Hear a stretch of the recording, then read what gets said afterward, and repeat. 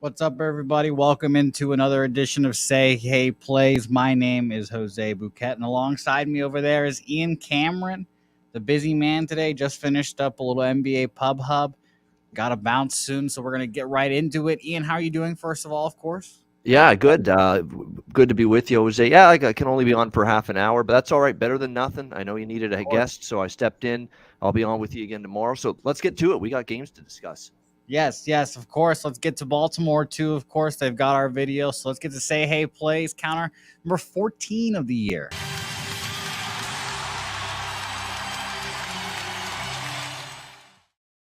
All right. Thanks to Baltimore as always. We're on the Say Hey Plays 14. Thank you to everyone that's donated, of course.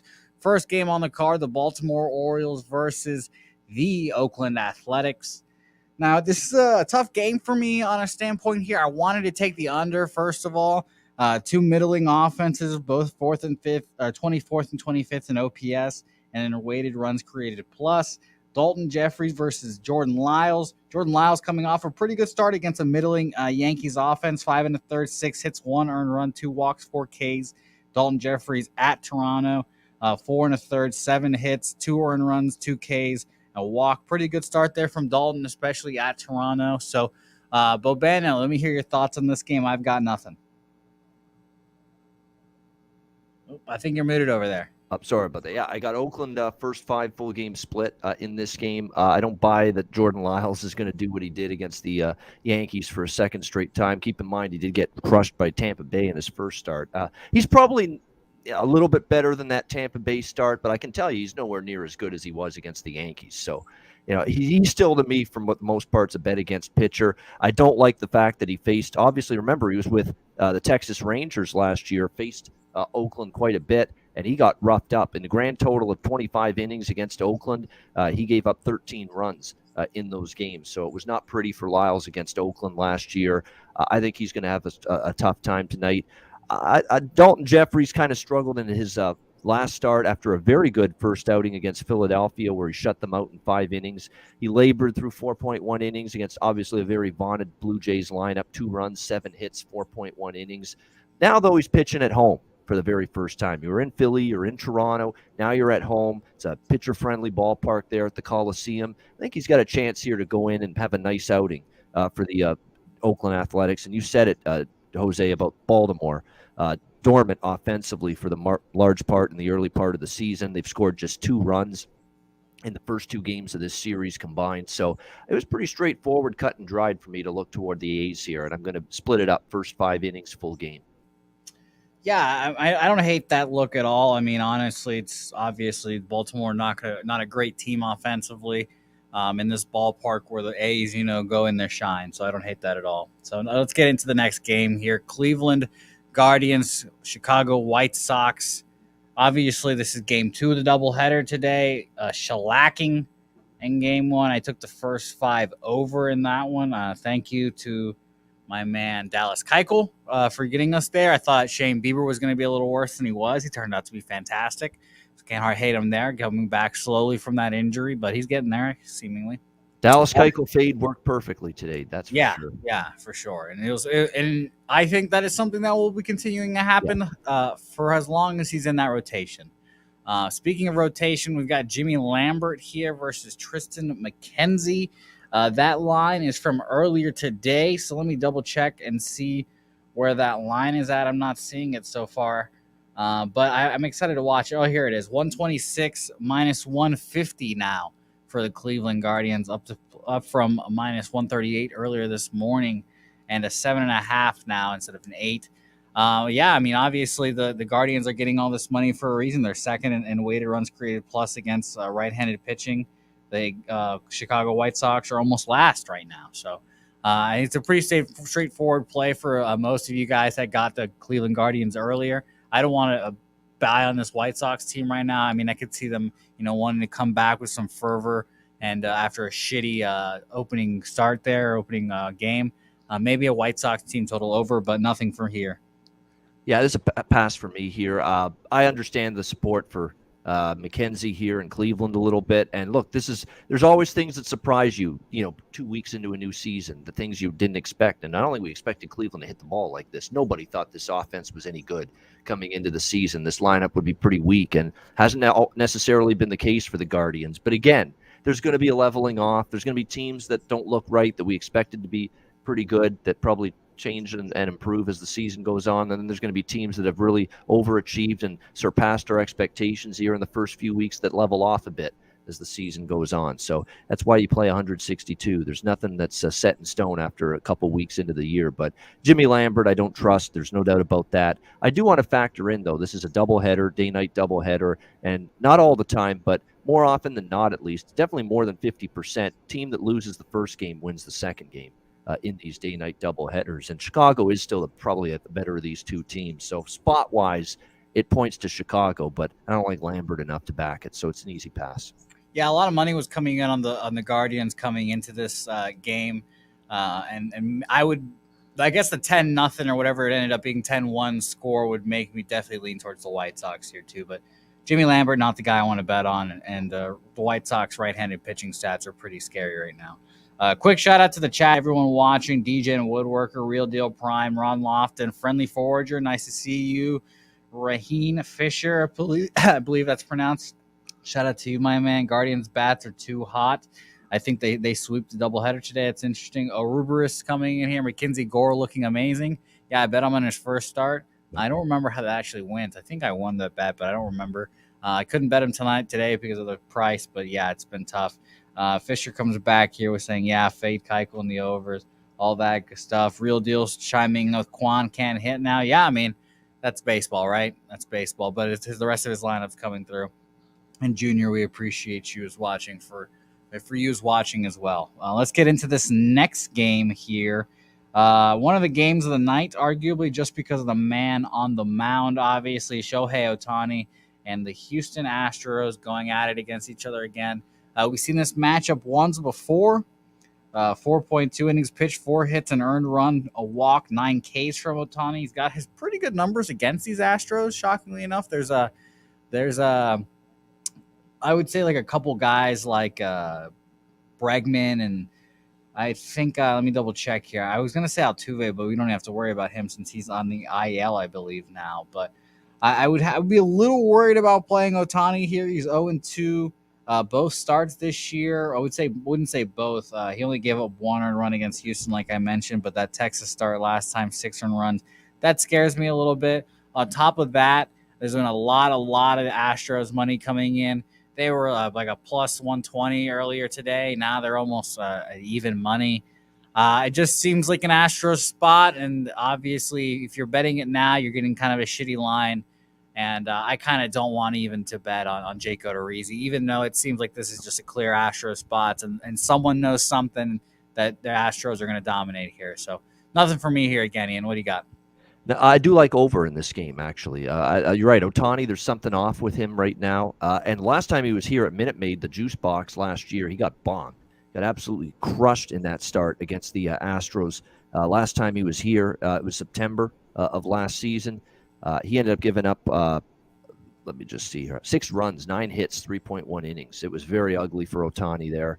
And look, he did do well against the Astros just early in the season, April 7th. I think it was the first series of the year, first game of the year. 1 run, 4 hits, 4.2 innings, 1 walk, 9 strikeouts. But it's going to be a second look now for the Astros in 2 weeks. Yes, definitely Altuve being out, big bat in the lineup. But I think there's enough still for the Astros to trouble Ohtani a bit and the Angels bullpen. Plus, you've got the fact, too, that in this game, the Astros in a bit of a bounce-back situation after dropping the game last night 7-2 to the Angels. By the way, Patrick Sandoval's one of my bet-on pitchers this year for the Angels. I agree with you, and I called Pablo, too, yesterday.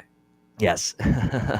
Patrick Sandoval is going to be pretty solid for the Angels. I cashed a ticket with him at a plus price last night. He's going to be someone I back moving forward. I don't trust Odorizzi, though. He's not like he labored with Seattle in his last start. Didn't exactly fare well in that game. Doesn't typically eat up innings as well either. He's someone I'm either looking to bet against or play the over. But because I think the Astros might get some good looks off of Ohtani, I decided to go with the over here instead of the side. So over 8.5 for me. Yeah, and I agree with you. By the way, I said my man Fisher's name wrong, and he put how to pronounce his name. I think is. Let me scroll back up to see it because I want to. Raneen. Sorry, Yep. Ranee Fisher. There we go, Ranee Fisher. I got you, Ranee. Next game, Luis Severino and the New York Yankees versus Eduardo Rodriguez and the Tigers. And I made this bet here, and I feel pretty icky about it. I'm not going to lie, Ian. I got the Yankees run line -1.5, even money here. Mainly in the fact because their pitching has just been that great. I honestly think they could only give up one, maybe no runs in this game, and I think them putting up 3-4 runs will be enough for me to get over that run line. Eduardo Rodriguez, a pitcher they've seen plenty of times before. Last time out against the Red Sox, predictably struggled. I think, honestly, I just don't want to pitch or don't want to bet on Eduardo against the AL East teams he's familiar with, I should say, and they're familiar with him. So I'm taking the Yankees here. Luis Severino has been great this year. He shoved it up my ass. Didn't think he was going to come back as good as he was or has been. And I think the Yankees might let him go a little bit longer than he has been today. So if he doesn't, they give to the best bullpen in baseball, allegedly. So either way, I took the Yankees -1.5 +100. So not my favorite bet I've ever made, but I've got taken them. Yeah, I think at some point, and I thought this coming into the year, and obviously I'm a little bit gun shy now with what I've seen so far, but I think at some point there's going to be a chance to bet on Eduardo Rodriguez for the Tigers because I do think he's going out of the AL East and pitching in a little more friendly ballpark and lesser lineups this year. But obviously it's not been a great start, and he's facing the Yankees. He's facing a really tough draw out of the gate. The White Sox, the Red Sox, and the Yankees. That's tough to make your first 3 starts of the year against these teams. And he's given up 10 runs, 9 hits in just 7.2 innings in his first 2 starts combined. Not very good from Eduardo. So we think the Yankees can hit him. We think, but we know the Yankees lineup at times. Where have they gone this year? They've shut out by Baltimore and held to 1 run in 2 of those games. Even the win against Detroit yesterday, 4-2. It's not like they lit things up offensively. So this Yankees team is a lot of feast or famine right now, a lot of impatience right now at the plate, and that's the issue against Eduardo. You got to be patient. If you are, you can get some good swings. If you're not, he can make you look bad. So it's an interesting dynamic here in this game. But I don't trust Eduardo. He hasn't pitched well enough for me to trust him against the Yankee lineup. I'm personally not interested in laying $1.60 with the Yankees. I would actually say dog or pass here. Severino, I know, has been pretty solid so far. Last start for him was pretty solid. The 2-hit shutout ball against the Blue Jays in 5 innings, and before that against Boston, a little bit of trouble. Only went 3 innings, but building up his stamina gradually. Was much better against Toronto. I'm going to have to keep seeing more of it from Severino. Detroit's a team I'm going to be looking to back in spots. Erod's a pitcher I'm looking to back in spots. I just don't know if tonight's the night I want to do it. So it's a lean Detroit, but it's not something I'm going to pull the trigger. Yeah, the Yankees play by far is my least favorite play I've made on this card. I mean, yep. I don't like the offense, obviously, but right now they're 17th, I believe, in left-handed pitching against left-handed pitching and runs created plus. So I'm gonna take that and hope that they figure it out eventually. And Eduardo Rodriguez is the guy, someone they've seen before as a guy that helps, and hopefully Aaron Judge with that familiarity helps as well. All right, Cardinals versus the Miami Marlins. Now, Ian, I'm going to need your help with this one because I've been debating on what I want to play here. I want to take an under here, Ian, because I believe in Sandy Alcantara, obviously. I believe in – I don't know if I have a belief in Mikolas here, but I think he can be a good pitcher in spots. I was wrong yesterday about the Cardinals and Jesus Luzardo. Dead wrong. I thought Jesus was going to pitch a little better, but, I mean, he did pretty good for what is the best hit left-handed team or left-hitting team in the league. I was going to say the country. So I was debating whether I want to take a first 5 under or a full game under here at 7.5, -105, or the first 5 under 4 and -120 here, Ian. So I don't know what I should think here, Ian. What do you think? So Mikolas on the road at times last year, it was kind of rough, but this is Miami. This is a pitcher park. It's in theory a manageable spot for him here against Miami in this game. The Marlins have been actually swinging the ball a little bit better than I thought at 10. They crushed Philadelphia for 11 against Wheeler. 7 against Eflin. They've had some games with some big runs. Last night, not so much. Wainwright shuts them down in 5.2. They lose 5-1. I like that Miami's coming off a loss here. And I am definitely with you in terms of Sandy Alcantara. This guy is bet on, in my opinion. 3.18 ERA so far this year. Lights out in Miami. He's a very good home pitcher historically. I like the Marlins here more than the under. I mean, I would talk you out of the under, quite honestly, but I like the side better. Miami, a decent price. I mean, is it a great price? No. First 5 innings is around minus 140. The full game minus 130, and most spots to minus 135. I'm going to go with both of those, just like with Oakland here. First 5 in a full game split with the Fish. All right. Well, then I was also kind of leaning towards Miami as well, but I think Jesus Luzardo yesterday kind of made me a little nervous. I'll take Miami first 5 minus a half then. Minus 105 on Bovada. I will make that official. Bet that here in a second, and we'll keep the show rolling because I like that look in. So we'll keep it moving. Thank you for your help on that. I appreciated that. I don't like betting totals, so this helps me out better. Next spot here: Arizona Diamondbacks, Washington Nationals. Merrill Kelly versus Eric Fetty, and Merrill Kelly's looked great this year, just phenomenal. I honestly wanted to take a no run in the first inning in this game. Little pricey at minus 120. But these are just two pitchers I really feel, just feel a little just shaky about. Kelly versus the Astros, 5 1/3, 3 hits, no earned runs, 2 walks, 6 Ks. That's really impressive. This is his first road start, though, so that'll be scary. Eric Fetty at the Pirates, 5 innings pitched, 4 hits, 2 earned runs, 2 walks, 6 Ks. And then he had a very similar performance against the New York Mets with just 5 Ks. And then both of those that was at home versus the Mets and on the road versus the Pirates. So he's been there, but on that, I've got nothing here really. Like I said, I would lean towards a no run in the first inning minus 120, but I decided against it. Yeah, I mean, I like Arizona personally, and maybe I shouldn't because I know I can trust Merrill Kelly at home. All right, he's a very good pitcher in Arizona. On the road at times and against better lineups, he has struggled. He's been hit around a little bit away from home. I'm going to dare the Washington Nationals to prove to me they are a quote-unquote better lineup. I personally don't think they are. And I think this is a spot where Merrill Kelly can go in there and give his team a chance to win. Now, the problem is we know this lineup for the Diamondbacks is not great at all. They struggle to score runs. I mean, just look at the last 3 games. First 2 of this series against Washington, both of them yesterday in the doubleheader, and then the Mets game, the final game of that series. They have scored a grand whopping total of 1 run in those 3 games combined. I know this is a lineup that is sketchy. I get it, and I know I'm going to need them to come through if I'm going to cash these bets here with Arizona first 5 in full game at a small plus price, which is what I'm on. These bats are not good, but guess who's also, to me, not good and not trustworthy? Eric Fetty for the Washington Nationals. So, look, it's a wash to me. You've got a pitcher that's hittable, but a lineup that you can't even trust sometimes to hit bad pitching with Arizona. I'm gonna trust Arizona though here. You've got a team that's now lost 3 in a row, lost both games of the doubleheader yesterday, including a heartbreaker.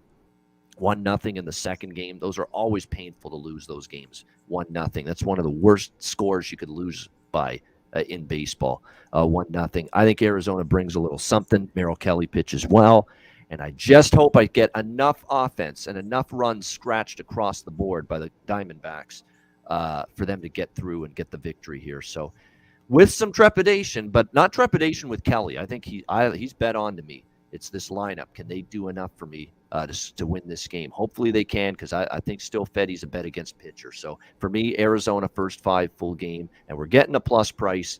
I like it. All right, fair enough. I want to move on to this next game quickly, but I believe a lot of money is coming on the Diamondbacks too, so that makes me feel better about your bet there, Ian, as well. Next game is a game that I've got 2 bets on, a little double up here. I tripled up on this game yesterday. I won 2 of my 3 bets. I lost the other one by a half run. I basically think that Carlos Rodon's going to get touched up here is the thesis statement of my summary here. He's obviously had 2 great starts. Can't blame him there. But this is one of the best teams, best hitting teams in baseball right now. Obviously, they had some guys missing because of COVID and all that stuff. Who knows?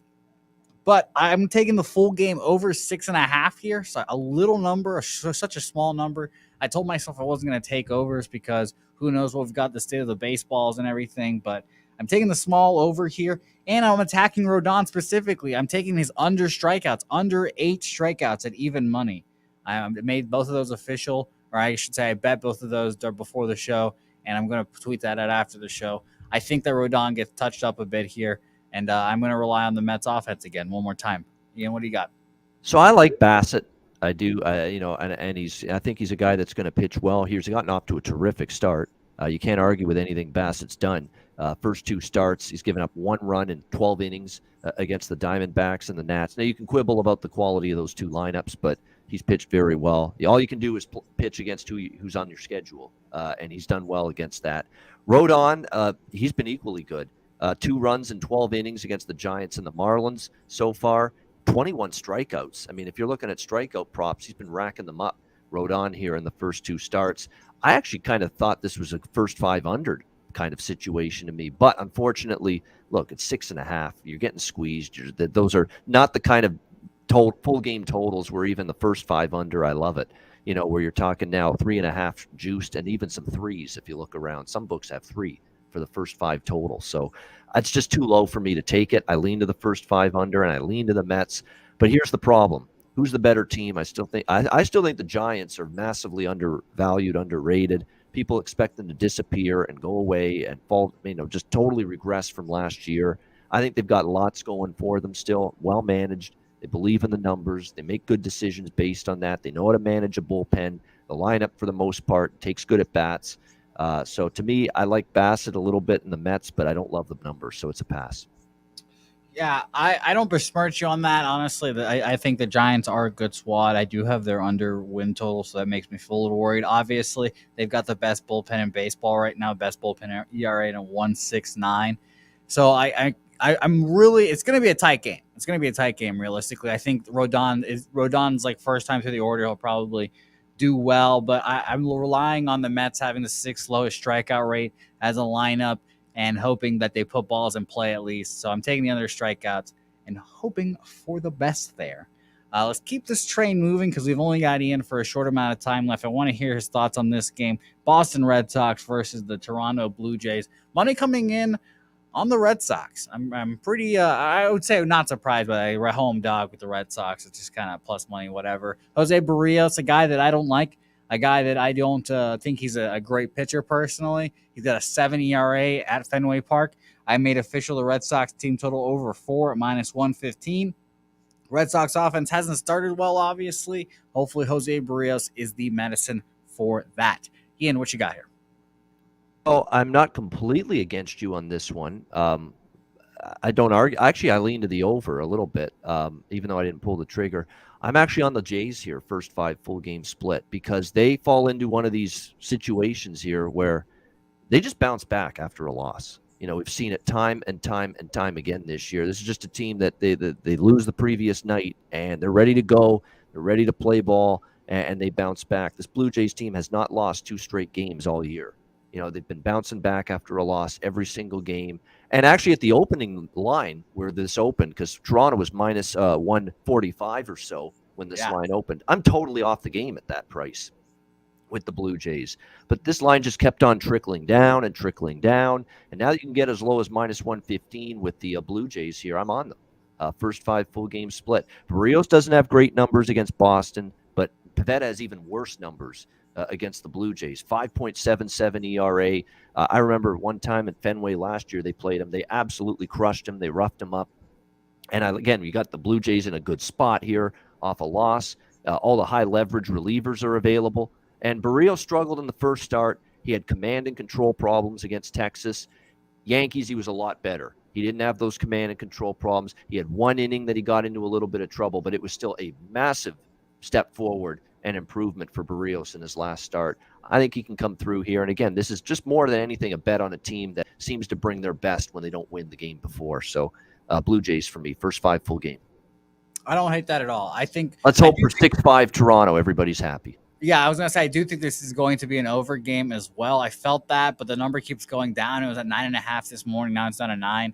And honestly, Ian, I was going to make the Red Sox money line official at plus 110 earlier this morning. but I bet it and then immediately cashed out the bet because I was like, I don't know if I feel good about this. Nick Pavetta's home numbers are just too much for me. Yep. All right, Ian, I know you have to run here in a second, so I want to give you this opportunity. Do you have any other bets on the card for us? Any other bets that we have not talked about before you run? And I'll let you get out of here. Just a quick recap of what you're on or anything you have not talked about yet. Yeah, definitely. I appreciate it. I wish I could have stayed for the whole thing, but I know somewhere I got to be in about 20 minutes from now. So I think there's 3 games we haven't hit yet. Rays and Cubs, I pass on that one. It's just I like Stroman's pitching well, so I don't necessarily want to go against him. I lean Tampa Bay. At that price, I still think Tampa Bay is going to be better than the Cubs. I know Cubs have had a surprisingly good start, but I think they're going to level off at some point. I think there's actually value in this number on Tampa Bay at even money, but I passed that game because Stroman's pitching well so far. I do have 2 plays on the other 2 games we haven't talked yet. Minnesota, Kansas City, Paddock versus Lynch. I'm on the over, and apparently a ton of other people are, because this total opened 7.5. It went to 8. It went to 8.5, and then up to 9 in some spots. I actually got in on it at 8.5, and now it's gone to 9. Make sure you look for some 8.5s, but I think we see runs in that game with the Twins and the Royals. 2 pitchers we know Lynch at times he was getting lynched last year for the Kansas City Royals. And Chris Paddock, who, tumbled down in his San Diego days. He just fell apart. And first start for the Twins, his new ball club against the Dodgers, didn't go any better. 3 runs, 6 hits, only lasted 4 innings. They lost that game 7-0 to the Dodgers. I think we see runs both sides there, Twins and Royals over. And the other game that I like tonight, I believe it's not. It's Texas and Seattle, my bad. Dunning and Gilbert. I'm on the Logan Gilbert Express. I've backed him a few times already this year, and this is very much like Oakland, very much like Miami for me. We're doing a first 5 and full game money line split here with Seattle. He's a bet-on guy all the way. The line's gotten up. Now, I laid about $1.40 with first 5 earlier, and I laid about $1.48, I believe it was, with the full game. So it's gone up since then. Shop around. It's about -150 in a lot of spots now, but I'd still lay the juice. I think Seattle gets it done. Dunning is done as far as I'm concerned. Texas, he's not been good to start the year for the Texas Rangers. Seattle's offense at times can be sketchy, but I don't think they're going to have as much trouble here against Dane Dunning. And you look at Dunning in the past year against the Mariners. Remember, this is a divisional matchup. Seattle has seen him quite a bit, and that's probably going to be familiarity that's going to help here tonight for the Mariners lineup against Dunning. So I think Gilbert's the far better arm. We'll go with Seattle, first 5 full game split. So there you go. That's the card for me. Beautiful. Ian, thank you so much for joining me. I appreciate you. Thank you for joining me. You had a short time. I appreciate all the time you gave me. So I appreciate all of that. And go have fun on that hot date tonight. We know you're out there having fun on 420. So I'll catch you later, Ian. We'll be back tomorrow, Ian, with you tomorrow. It'll be a good time. So thanks, Ian. All right. Thanks, Jose. I'll see you again tomorrow right here on Say Hey Plays. See you then. Beautiful. Thank you, Ian. So you guys will have just me for the rest of this show. I know the anxiety and the disaster of just having me, but it'll be a fun time. This will be a good little 3-game set. I've got 1 bet on it. Maybe you guys can talk me into another one. I'm going to lean on you guys for this next little portion here. So let's do it. I believe we're on the Tampa Bay Rays at the Chicago Cubs. Drew Rasmussen back on the mound. Marcus Stroman up there. Rasmussen been pretty good this year. They traded for him from the Brewers. 5 innings pitched, 5 hits, 3 earned runs versus the Chicago White Sox. 3 earned runs versus the Chicago White Sox. If you're a righty, might be considered bad because of how poor they've been. Versus Baltimore, he had 2 earned runs. So that's pretty okay. Again, Baltimore, another team you kind of expect to dominate, but it's Drew Rasmussen. So what can you really expect from him? Marcus Stroman on the other side. I bet on him last time at Colorado. This was my first 5 full game split with the Cubs, and I got absolutely torture chambered by a bad inning by Marcus Stroman. 1 bad inning kind of let the game go away from him, and then the Cubs let it go haywire from there.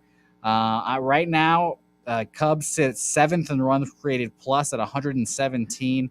Tampa Bay at 14th at 102. So both these teams are above average against righties. A stay-off game for me. Honestly, I could see why you would want to bet Marcus Stroman. My initial first thought was to bet Marcus Stroman, but They've seen him a lot, and the Tampa Bay Rays have when he was a Blue Jay. So I'm going to pass this game. And I'll look at the chat real quick to see if you guys have any thoughts on it, because I was about to pass it off to someone that is not there. So, by the way, Real Deal Prime, of course, every day I see his Canadian flags, and I think it's hilarious. And he's just ride or die. And by the way, I liked your joke there. I appreciate you sticking around with me. And Chief, I appreciate your comment. It's better when it's just Jose. Appreciate that. And by the way, if the Phillies don't do what they do and not blow it, I'd have a 3-0 start today. Julian, I'm sorry. I have not watched that game, but I saw that Kyle Schwarber hit a piss missile, an absolute piss missile. So shout out to him. And by the way, Dodgers was easy money, even sprinkled the -1.5. I lost the no run in the first inning on that game. That was a little tough. But Gonsolin, man. Whew. The Dodgers have taught, apparently the scuttlebutt around the league is the Dodgers have taught everyone one similar slider. Everyone on the staff uses that slider. That's a slider that Kershaw was dominating with. Andrew Heaney was using it really effectively before he went to the IL. And Gonsolin now also using it. So, man, it's interesting. So, I don't know what's going to happen there. And by the way, my man Fish Dog here, I don't know what's wrong with Morton. It's going to be interesting. I didn't watch the game today. I didn't see how he went, but I definitely think, I don't have his numbers in front of me. I think he would be considered a slow starter. He builds up to the postseason because that's really what he ends up caring about, right? I wouldn't say with all the sincerity of all he's a playoff performer. Let's just keep it at that. I was going to compare him to Ben Simmons because they only plays in the playoffs, but that's not the same comparison, obviously. So we'll keep it moving here. By the way, shout out to Jay Peasy. Appreciate you for joining me. I show the banners here, but I think they're going to cover my face a little bit. But as always, shout out to, they're covering my head a little bit. Let's duck. Shout out to everyone for donating as well. Jay Peasy up there as well. $10 dono at least, and you will get your own banner up there. So appreciate all the people that have donated. Next game, Minnesota Twins, Kansas City Royals. You guys heard Bobano about the over here, and I agree. I'd lean over here. And honestly, I'd lean towards the Royals. I think Chris Paddock is a fade pitcher. I kind of like Daniel Lynch. He's got some spunk. 3 earned runs in the first inning against, I believe it was the Cardinals. Let me double check. Yeah, 3 earned runs in the first inning of the Cardinals, and he stays in the game, pitches pretty well, and then gives up another 3 in the earned runs in the fourth. He pitched 5 innings pitched, 9 hits, 6 earned runs, 3 home runs. You guys know how I feel about if a lot of runs come off of home runs there. And 7 Ks, 1 walk for Lynch. So I think that's pretty impressive. A pretty impressive ballsy start from Lynch there. Paddock on the other side, of course, had his first start at home versus the Dodgers. He gets bombed off of a little bit. 4 innings pitched, 6 hits, 3 earned runs, 3 Ks, no walks. That's a good part about it. Right now, the Minnesota Twins are 20th in weighted runs created plus against lefties at 86. Very not good right now. But you can also say that about the Kansas City Royals right now. They are 23rd against righties, are these Kansas City Royals, in weighted runs created plus. I'll be honest. I think Paddock is a fade all year, like I said, and I'll tell you guys why. I think the San Diego Padres are an organization that if they could have as many young arms as possible, they would keep you. And they tried to sell Chris Paddock off like hotcakes. He was trying to get anyone that wants Paddock. And he's a young, controllable arm for a while. I think, honestly, if he was good enough to stay on the Padres, they would have had him. So I think he's just not good. I think they saw something with him that he's not adjusting or whatever. So I nothing on this game, honestly, but I'm looking to fade Paddock. So I hope he has a good start, honestly. Even though everyone's on the over, Ian's on the over's been shot up. I hope that Paddock does have a good start today to give us value and fades in the future. By the way, Fisher says Twins without a rise in the lineup is a piss production lineup, especially Buxton out again. Of course, I hope Buxton comes back soon. He's like I said, he was a dark horse MVP candidate. And by the way, Anthony comes in. Dodgers knew Paddock. He can bounce back here. So you're right about that. There was a lot of familiarity that there was between Paddock and the Dodgers. Obviously, the San Diego thing there. So I can see that. You're probably right about that. I just don't think he's a. I don't know why the Padres would ship him out or try to ship him out so quickly if he was all that. And I know actually I know a friend of a friend that played with Paddock when he was in high school, played in travel leagues, AAU, whatever you want to call it, and he always said he was a good pitcher. But I don't know. I'm just not sold on him yet, I guess. Let's get to my last play here in the last game on the card. Texas Rangers, Seattle Mariners, Dane Dunning, Logan Gilbert. And I've been on the Logan Express too. I feel like I've been on the conducting the train. I've bet on him in every start. If you've been watching the show, I've cashed, I think, all 3 times on it. And I'm going to go back to the well here. I told myself I wasn't going to take any more first fives because I don't think I've hit one in a while this whole week. But I'm taking Seattle Mariners first 5 minus a half and minus 110. I don't have Ian's ginormous balls and bankroll to take the full money line on the first 5 at minus 160, I guess. So I'll take the first 5 minus a half. The thing that made me even more confident on this right now is the Mariners are 7th right now, weighted run created plus at 117 against righties. And I will mention that I did switch from OPS to weighted runs created plus as my team hitting split stats. It's a park factored stats, and there's league factors too, AL, NL, stuff like that. So I think that's I think it's a little easier to understand. 100 is the even, I guess, average, I should say. So if you got over 100, then every percentage or every number or percentage point is above average and then below average. So I think it's just easier to understand for everyone at home watching. So like I said, 8th right now are the Seattle Mariners at 117, so 17% better than average against righties. And I think that they can take advantage of Dane Dunning here. Like Ian said, there's familiarity between the guys here. I think Logan Gilbert's a good pitcher. So I'll take Seattle Mariners first 5 minus a half at minus 110. All right. So, by the way, Reneen Fisher here, Renee, I got it. I've got you. Has as the Mariners Express. And he believes too. And by the way, Real Deal Prime always, we have big balls around here in Canada. You do. All the Canadians I've met, gigantic balls. Don't know from personal experience, but the way they gamble, I can see it. All right, so let's go over the Say Hey plays of the day. A day that I thought was going to be light on plays, honestly. I thought it was going to be a little taken back, a little reserved here after a shaky day. I actually don't even have my yesterday numbers written down. That's how ugly they were. But the tweet's out there, so if you're curious and see how hot or not I am, you guys can go there. But I will recap the plays. Let's hit our sponsors first, of course. And I'll come back on the other side with those Say Hey plays.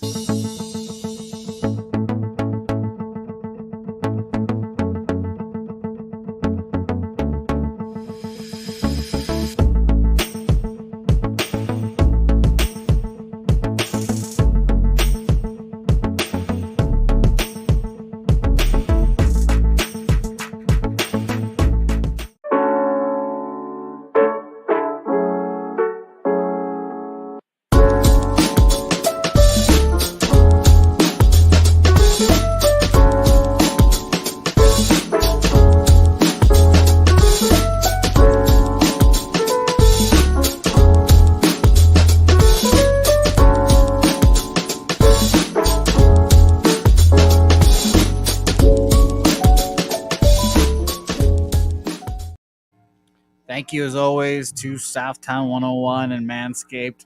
Promo code PUBSPORTS for a $25 off. The all-in-one package. It's like 20% off of everything, but I only know the math, the all-in-one package. And like I said, it's everything in one. Everything in one. You can get the trimmer, a ball toner, get some new boxer briefs there. It's great. It's fantastic. And again, shout out to everyone watching. Shout out to everyone sticking around for after Ian leaving. I appreciate that. What is up, Jacksonville? Zoe, I appreciate that.